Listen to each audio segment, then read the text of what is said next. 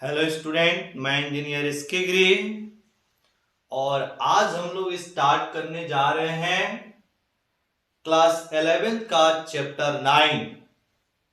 और चैप्टर 9 जो है वो है तरलों का यांत्रिकी गुण। हम लोग चैप्टर नंबर 8 में पढ़ के आ रहे हैं ठोसों का यांत्रिकी गुण, और इस चैप्टर में हमें पढ़ना है तरलों की यांत्रिकी गुण। तो सबसे पहले हम लोग ये समझे कि तरल होता क्या है। आइए समझते हैं। देखिए, पदार्थ का 3 अवस्था होता है: ठोस, द्रव्य और गैस। पदार्थ की 3 अवस्थाएं: ठोस, द्रव्य और गैस। अब तरल वैसे पदार्थ होते हैं जिसकी प्रवाह हो सकती हो, मतलब जो प्रवाहित हो सकता हो, उसको हम लोग बोलते हैं तरल। अब देखना, इसमें जो द्रव्य और गैस जो होता है इसकी प्रवाह होती है, इसीलिए ये दोनों तरल कहलाते हैं। लेकिन जो ठोस होता है इसकी प्रवाह नहीं होती है, इसीलिए यह तरल पदार्थ नहीं है। ठीक है, तो अब हम लोग को इस चैप्टर के अंतर्गत तरल पदार्थ के बारे में पढ़ना है, और वो तरल पदार्थ द्रव्य और गैस होता है। लेकिन हम लोग का जो ये चैप्टर चलेगा वो मेनली द्रव्य पदार्थ पर ही चलेगा, मतलब द्रव्य तरल पर ही चलेगा। गैस के लिए हम लोग आगे पढ़ेंगे, लेकिन यहां पर इस चैप्टर के अंतर्गत द्रव्य के बारे में ही हम लोग मेन रूप से पढ़ेंगे। और देखिएगा, इसमें जो हम लोग चैप्टर में तरल पदार्थ की जो डिस्कशन करेंगे, जो हम लोग पढ़ेंगे, वो बेसिकली आदर्श तरल होना चाहिए। आदर्श तरल, आदर्श तरल। और ये जो आदर्श तरल है वो विरामा अवस्था में होना चाहिए, विराम में होना चाहिए। मतलब हम लोग इस चैप्टर के अंतर्गत आदर्श तरल के बारे में पढ़ेंगे, और ये आदर्श तरल विरामा अवस्था में होगा, उसके बारे में पढ़ेंगे। अब देखिएगा, आदर्श तरल क्या है, पहले इसको समझते हैं। तो आदर्श तरल के 2 कंडीशन होता है। आदर्श तरल के लिए 2 कंडीशन होता है। पहला जो होता है कि जो आदर्श तरल होना चाहिए वो असंपीड्य होना चाहिए, असंपीड्य होना चाहिए। और असंपीड्य वैसा तरल होता है जिसको हम लोग प्रेशर लगा के इसके आयतन को कम नहीं कर सके, उसको बोलते हैं असंपीड्य। ऐसा नहीं ऐसे दबा के और आप द्रव की आयतन को कम कर दे, तो वो फिर असंपीड्य नहीं होता है। ठीक है, तो हम लोग को जो इस चैप्टर के बारे में स्टडी करना, वो आदर्श तरल, और आदर्श तरल असंपीड्य होता है, और असंपीड्य वैसा तरल होता है, वैसा द्रव्य होता है जिसकी आयतन कम नहीं हो, यानी कि आयतन कांस्टेंट होना चाहिए, आयतन नियत होना चाहिए। दूसरी बात, अगर तरल विराम की अवस्था में है तो इसका द्रव्यमान भी नियत होगा, द्रव्यमान भी नियत है। अब लीजिए, आयतन और द्रव्यमान दोनों नियत है, इसका मतलब है इसका घनत्व भी नियत होगा। ठीक है, तो हम बोल सकते हैं जो आदर्श तरल होता है उसका घनत्व नियत रहता है। दूसरा है, ये हो गया आपका पहला नंबर कंडीशन। और दूसरा है कि जो आदर्श तरल होते हैं वह असंयन होते हैं। असंयन मतलब असंयन वैसे तरल, बेसिकली हम लोग द्रव्य भी बोल सकते हैं, क्योंकि हमने बोला है कि हम लोग इस चैप्टर में द्रव्य तरल के बारे में ही पढ़ेंगे।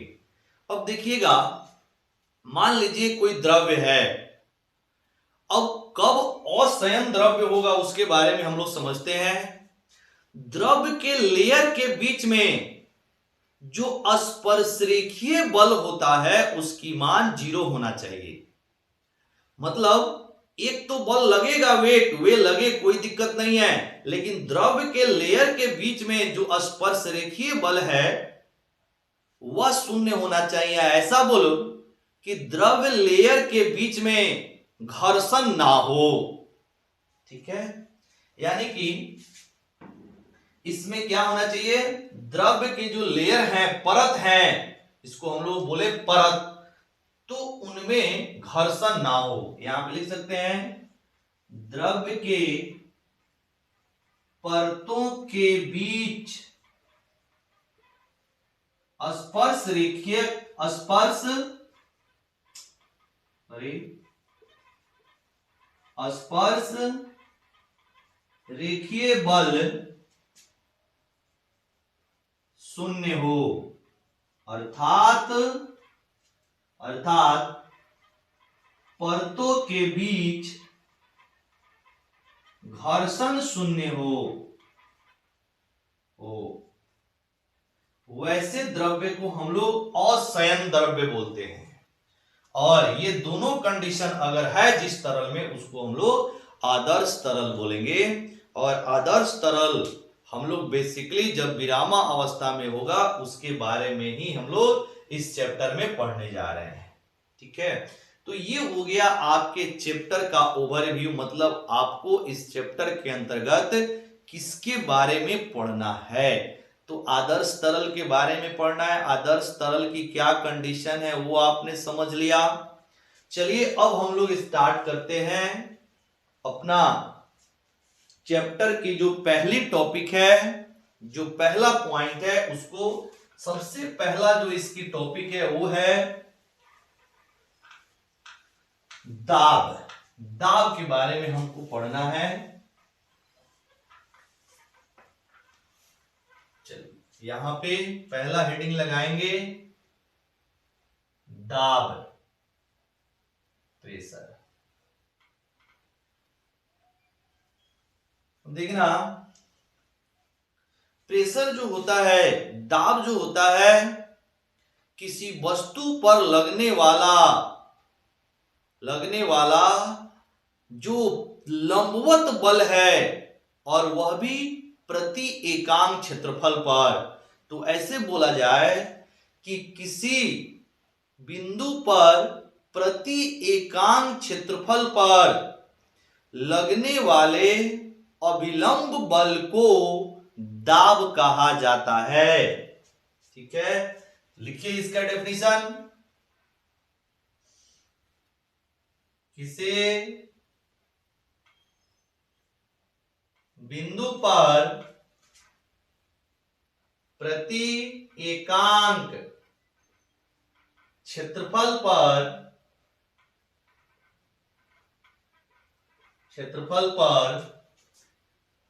लगने वाले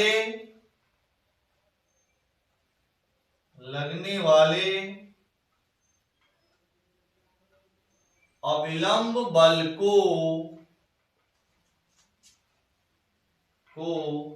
दाब कहा जाता है।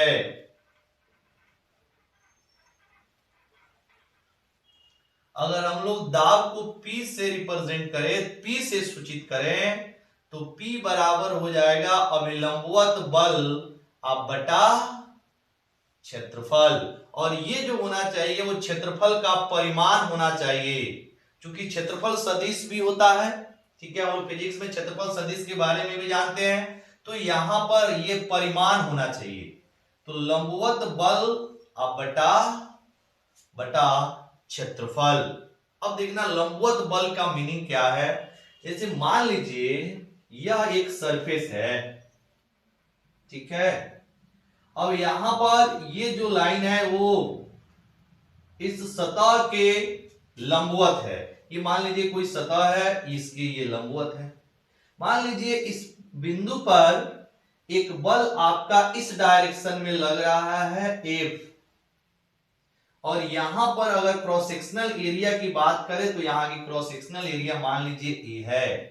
तो लंबवत बल कौन है, मान लो ये इसके साथ थीटा कोण बनाता है, तो इस बल का एक कंपोनेंट इधर होगा इस डायरेक्शन में, मतलब ये लंबवत दिशा में एक आपका कंपोनेंट बनेगा, बल का एक इधर घटक बनेगा जिसको हम लोग बोल सकते हैं एफ कॉस थीटा, और इधर बनेगा वो हो जाएगा एफ साइन थीटा, क्योंकि ये हो जाएगा 90 माइनस थीटा। और यहाँ पे हम लोग जानते हैं कि क्या लिखते हैं, F cos 90 minus theta is equal to F sine theta. तो यहां पे जो हम लोग बल का इस्तेमाल करेंगे वो एफ कॉस थीटा होगा, मतलब ये है आपके लंबवत बल। तो यहां पे अगर हमको प्रेशर निकालना होगा, क्रॉस सेक्शनल एरिया दिया हुआ है, तो यहां पर जो प्रेशर हो जाएगा वो एफ कॉस थीटा अब बटा ए होगा, क्योंकि ये एफ कॉस थीटा किसका काम करेगा, तो लंबवत बल का काम करेगा। क्लियर हुआ? यानी कि अगर आपको दाब निकालना है तो सबसे पहले लंबवत बल निकाल लीजिए और क्रॉस सेक्शनल एरिया से क्या कीजिए, डिवाइड कर दीजिए, भाग कर दीजिए, आपको दाब निकल जाएगा। ठीक है, अब हम लोग इसकी जरा इंपॉर्टेंट पॉइंट की बात करें, इसकी महत्वपूर्ण बिंदु की बात करें, तो इसकी महत्वपूर्ण बिंदु में पहला जो दाब होता है एक्चुअल में प्रदिश होता है, लेकिन हमारा काम अदिश से चल जाएगा, हम लोग इसको अदिश मान के सारे जगह यूज करेंगे, सारे जगह इसका उपयोग करेंगे। तो यहां पे लिख सकते हैं दाब, दाब अदिश राशि होता है।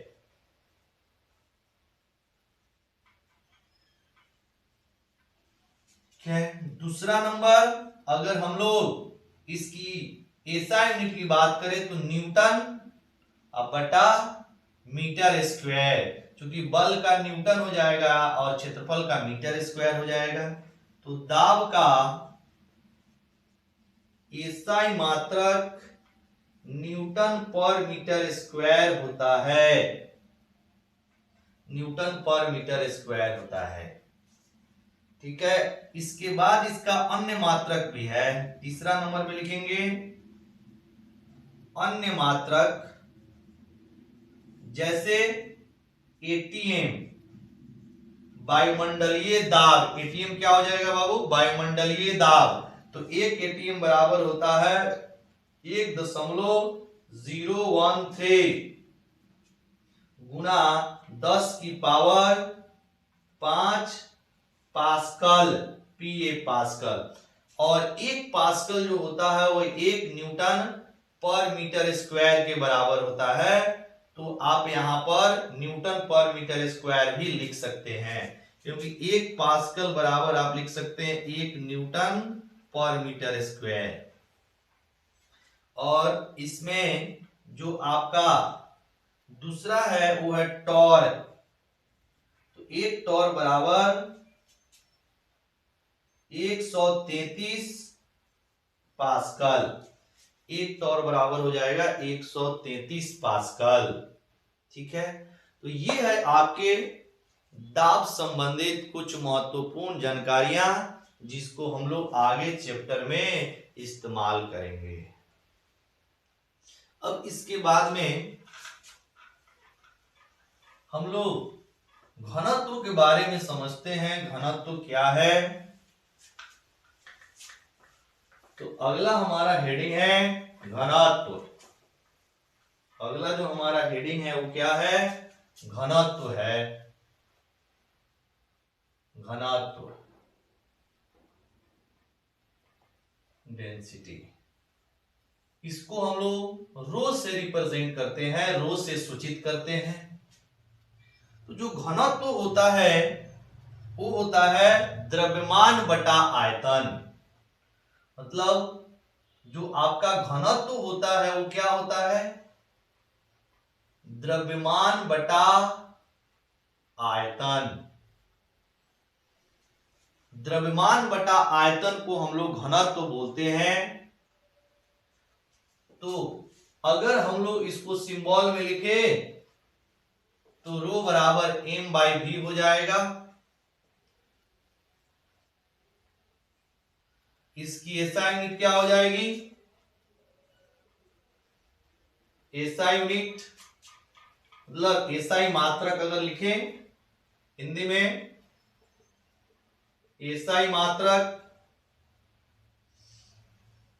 द्रव्यमान का केजी और आयतन का मीटर क्यूब, ये हो जाएगा केजी पर मीटर क्यूब। उसी तरह अगर इसकी विमीय सूत्र की बात की जाए, विमीय सूत्र की, तो इसकी विमीय सूत्र कितना हो जाएगा, m डिवाइडेड बाई यहां पर आयतन L क्यूब हो जाएगा, ये L ऊपर जाएगा तो m L माइनस 3 हो जाएगा, और इसको ऐसे भी लिखा जा सकता है m L माइनस 3 टी की पावर 0, क्योंकि टी की पावर 0 1 होता है। अब देख लीजिएगा, अभी हम लोग दाब पढ़े हैं, तो दाब का भी डायमेंशन फॉर्मूला यानी कि एसआई विमीय सूत्र देख लिया जाए, तो दाब बराबर आया था लंबवत बल बटा क्षेत्रफल। तो इसकी अगर विमीय सूत्र की बात की जाए तो विमीय सूत्र इसका क्या हो जाएगा, बल का एम एल टी माइनस 2 होता है और क्षेत्रफल का होगा एल स्क्वायर, ये एल स्क्वायर ऊपर जाएगा, एल की पावर माइनस 2 प्लस 1 है तो एल की पावर कितना हो जाएगा माइनस 1, तो M L minus 1 T minus 2, इसको साइड में लिख लीजिएगा, दाब में शायद नहीं लिख पाए हम लोग, तो यहां पर आप लिख लीजिएगा दाब का जो विमीय सूत्र होता है ये होता है।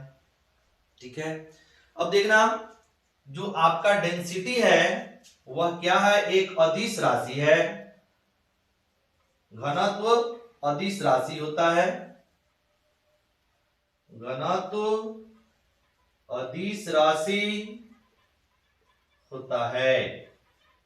इसकी विमीय सूत्र हमें पता चल गया, इसकी एसआई मात्रक हमें पता चल गया, और घनत्व क्या होता है, द्रव्यमान बटा आयतन, m बटा भी, द्रव्यमान बटा आयतन को हम लोग क्या बोलते हैं, घनत्व बोलते हैं।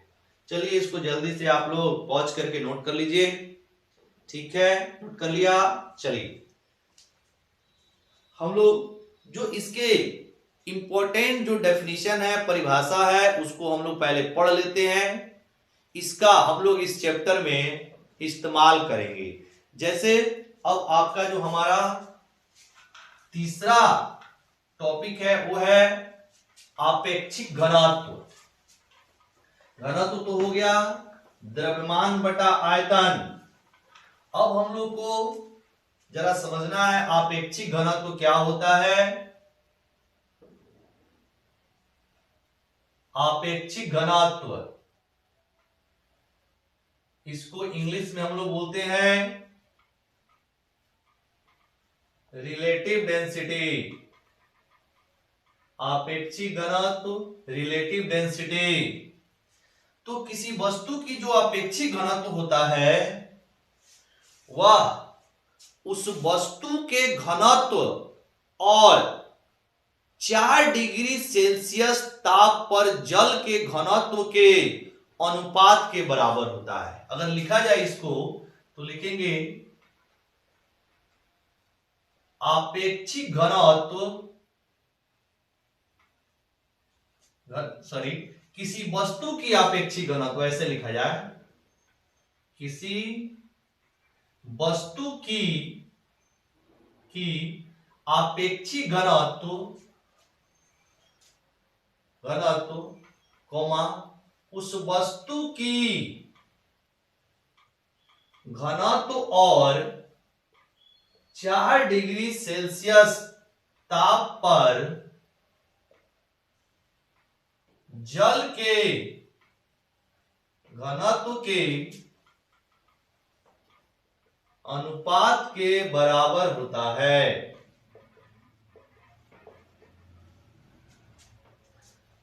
अब देखना जो आपका आपेक्षिक घनत्व है उसको सिंबल में आरडी बोलते हैं, रिलेटिव डेंसिटी। आपेक्षिक घनत्व बराबर वस्तु की घनत्व बटा 4 डिग्री सेल्सियस ताप पर जल का घनत्व, ये हो जाता है वस्तु की आपेक्षिक घनत्व। अब देखना यहां पर याद रखेंगे 4 डिग्री सेल्सियस ताप पर 4 डिग्री सेल्सियस ताप पर जो जल का घनत्व होता है, जल का घनत्व वो होता है 1000 केजी पर मीटर क्यूब। अगर हमसे कोई पूछता है कि बताइए 4 डिग्री सेल्सियस पे जल का घनत्व कितना होता है, तो हम बोलेंगे 1000 केजी पर मीटर क्यूब, या इसी को ग्राम में बोला जाए तो 1 ग्राम पर सीएम क्यूब। 1 ग्राम पर सीएम क्यूब बोलिए, या फिर 1000 केजी पर मीटर क्यूब बोलेंगे। तो ये होता है जल का घनत्व 4 डिग्री सेल्सियस ताप पर। अब हम लोग 4 डिग्री सेल्सियस पे ही क्यों लेते हैं, जरा इसको समझते हैं। तो आगे चैप्टर में हमने आपको पढ़ाएंगे जल का असंगत व्यवहार। वहां पे हम आपको बताएंगे कि जल की जो अधिकतम घनत्व होती है वह 4 डिग्री सेल्सियस ताप पर ही प्राप्त होता है। तो जल का घनत्व 4 डिग्री सेल्सियस पे अधिकतम होती है, इसीलिए यहां पे हम लोग 4 डिग्री सेल्सियस का यूज करते हैं। ठीक है, जल का घनत्व 4 डिग्री सेल्सियस पे क्या होता है, अधिकतम होता है। ठीक है, तो सबसे पहले आप इसको पॉज करके नोट कीजिए। अब हम लोग चलते हैं अपने चैप्टर के जो मेन टॉपिक सब हैं उन पर। जैसे पहला टॉपिक है कि जो तरल पदार्थ है के द्वारा दाब आरोपित किया जाता है, वह दाब आता कहां से है, तरल पदार्थ दाब आरोपित करता है, इसका मेन कारण क्या है। उसके बाद कि तरल पदार्थ कितना दाब आरोपित करता है उसको, ठीक है, क्यों करता है उसे भी पढ़ेंगे, और कितना करता है उसे भी पढ़ेंगे। चलिए इसको पॉज करके आप नोट कीजिएगा, पॉज कीजिए, नोट कीजिए।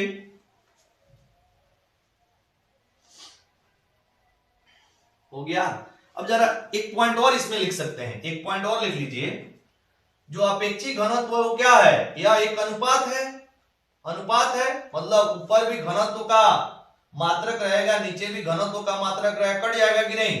तो क्या हो गया, ये विमाहीन राशि हो गया, साथ साथ ये मात्रकहीन राशि भी हो गया। तो लिख सकते हैं यहां पर जो आरडी है मतलब अपेक्षित घनत्व, एक लाइन लिख लीजिए, अपेक्षित घनत्व मात्रकहीन और विमाहीन राशि होता है। अनुपात है तो ना तो इसकी कोई मात्रक होगा और ना ही कोई इसका विमा होगा, यानी मात्रकहीन और विमाहीन राशि। अब इसको पॉज करके नोट कर लीजिए, ठीक है, पॉज कीजिएगा, नोट कर लेंगे। चलिए अब इसके बाद में चलते हैं हम लोग तरल दाब पर। तो हेडिंग लगाएंगे तरल दाब।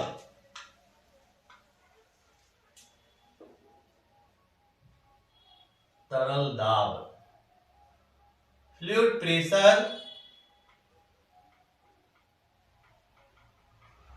Fluid pressure.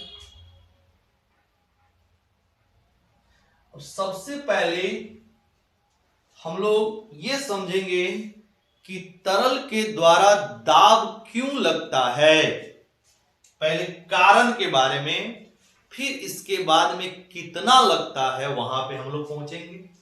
तो मान लीजिए यहां पर कोई एक बर्तन है, वेसल है, बर्तन है, इसके अंदर कोई द्रव्य पदार्थ रखा गया है। अब इस द्रव्य के कारण एक दाब लगता है, ठीक है।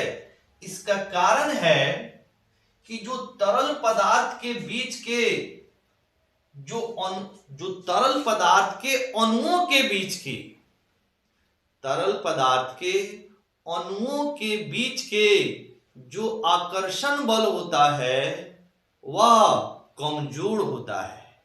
तो यहां पे लिखेंगे द्रव्य के पहला कारण जो है वो क्या है, द्रव्य के अणुओं के बीच का आकर्षण बल कमजोर होता है। अब आकर्षण बल कमजोर होने से क्या होता है, जो द्रव के अणु है वह रैंडम मोशन करता है, यादृच्छिक गति करता है। यादृच्छिक का मतलब होता है कभी किसी डायरेक्शन में कभी किसी डायरेक्शन में, मतलब हमेशा इसकी जो डायरेक्शन है वो चेंज होते रहता है, जो इसकी वेग है उसकी दिशा हमेशा बदलते रहती है। मतलब आकर्षण बल कमजोर होने के कारण अणु यादृच्छिक गति करते हैं। यहां पे लिख सकते हैं आकर्षण बल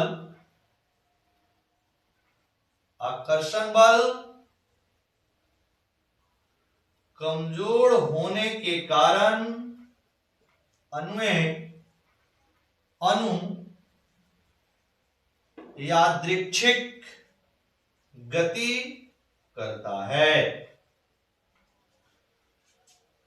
अब देखना यादृच्छिक गति का मतलब, मान लीजिए यहां पर कोई एक अणु है, पहले ऐसे गया, यहां पर संघटन किया, फिर इसके बाद यहां आया, फिर यहां पर इसका संघटन हुआ, फिर यहां चला गया। ठीक है, ऐसे आपका यादृच्छिक गति होता है। मतलब इसकी कोई निश्चित दिशा है ही नहीं, कहीं कहीं कैसे कैसे होते रहता है, तो यादृच्छिक गति करती है। अब इस यादृच्छिक गति के कारण संवेग में परिवर्तन होता है। संवेग में परिवर्तन होता है, अणु के संवेग में परिवर्तन होता है। किसके कारण? तो यादृच्छिक गति के कारण। अब संवेग में परिवर्तन होने के कारण एक बल उत्पन्न होता है।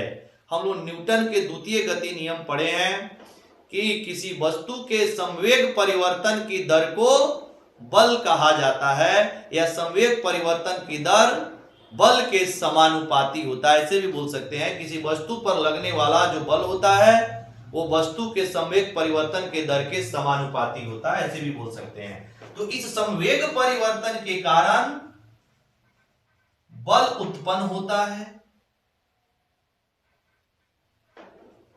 बल उत्पन्न होता है, और इस बल के कारण दाब आरोपित होता है, दाब आरोपित होता है। अब देखिए हम लोग एकदम इसकी जो रीजन है स्टेप बाय स्टेप पढ़ लिए। सबसे पहले बोला अणुओं के बीच आकर्षण बल कमजोर होता है, क्षीण होता है। तो क्षीण होने के कारण अब क्या होगा, जो आपके अणु है वो यादृच्छिक गति करेगा।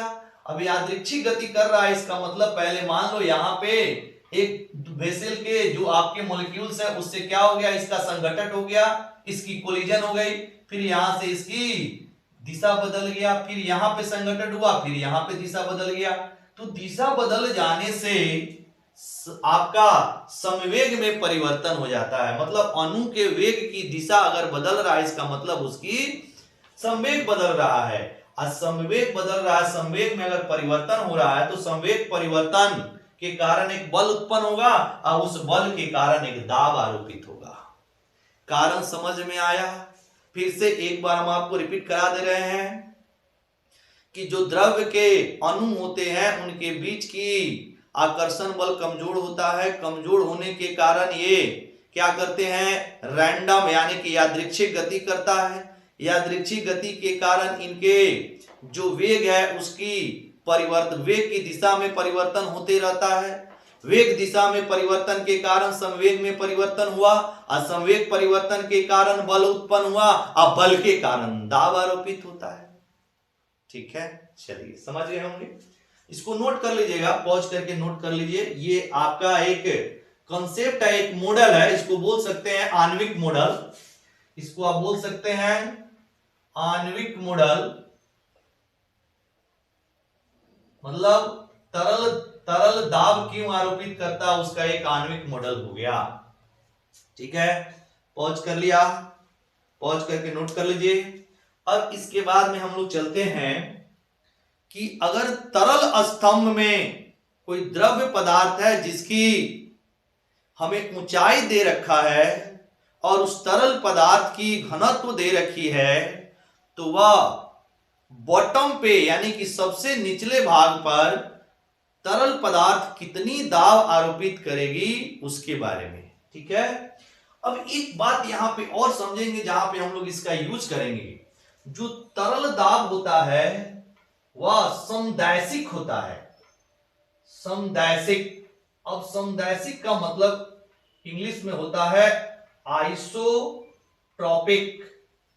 आइसोट्रॉपिक जो तरल दाब होता है, जो तरल दाब होता है वो क्या होता है, समदैशिक होता है, आइसोट्रॉपिक होता है। आइसोट्रॉपिक का मतलब होता है कि दाब जिस बिंदु पर लग रहा है उस बिंदु के सभी दिशाओं में दाब का परिमाण समान होगा। क्योंकि दाब एक अदिश राशि है तो यह दिशा पर निर्भर नहीं करेगा, सभी दिशाओं में दाब का मान समान होगा। जैसे मान लीजिए अभी हमने पढ़ा है कि दाब बराबर होता है बल बटा क्षेत्रफल, तो यहां से अगर बल निकाले तो ये हो जाएगा दाब गुना क्षेत्रफल। अब मान लीजिए इसमें आपको कोई द्रव्य रखा गया है, ठीक है, इस बिंदु पर मान लो दाब लग रहा है, तो इस बिंदु के सभी दिशाओं में दाब का मान समान होगा। तो अब दिशा के रूप में दिखा रहे हैं, इसका मतलब आपको इस दाब के कारण जो बल है इसकी दिशा हो जाएगी, यानी कि सभी दिशाओं में पीए ऐसे सभी दिशाओं में समान लगेगा। ठीक है, तो इसको भी नोट कर लीजिए।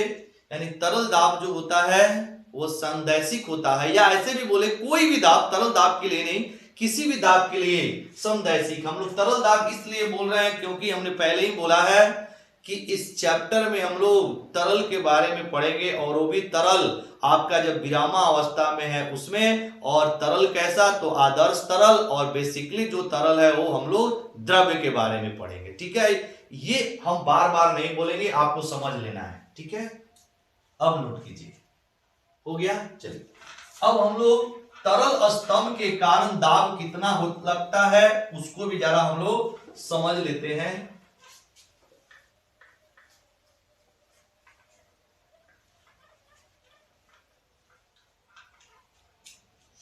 यहां पे लिखेंगे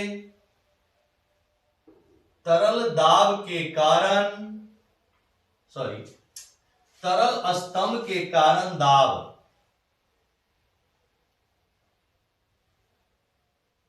के कारण दाब, pressure due to fluid column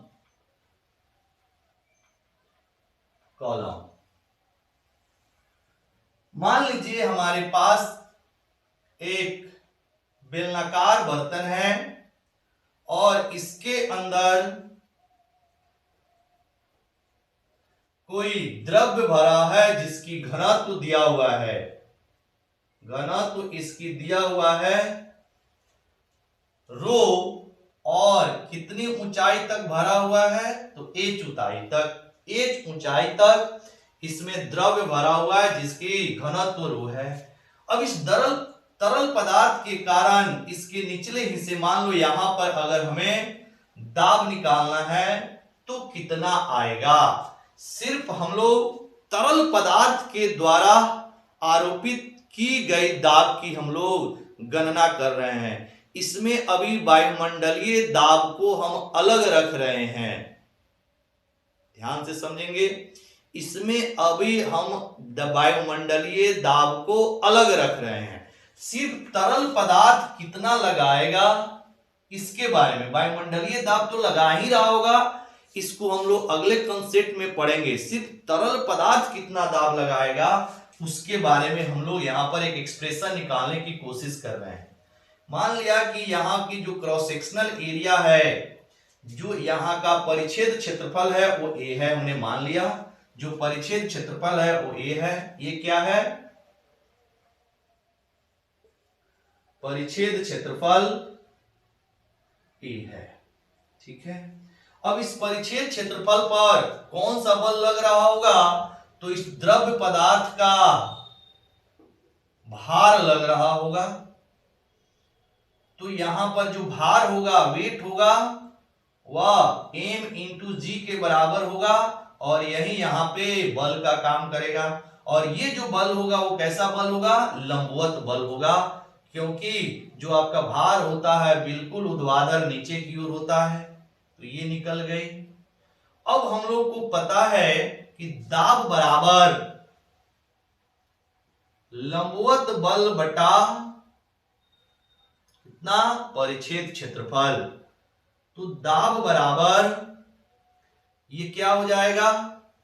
लंबवत बल m इंटू जी के बराबर, आइए हो जाएगा बटा क्षेत्रफल।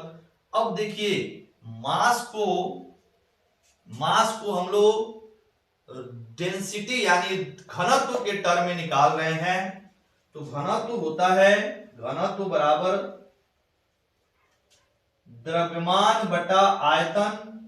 यहां से अगर हम लोग द्रव्यमान निकाले तो घनत्व इंटू आयतन हो जाएगा।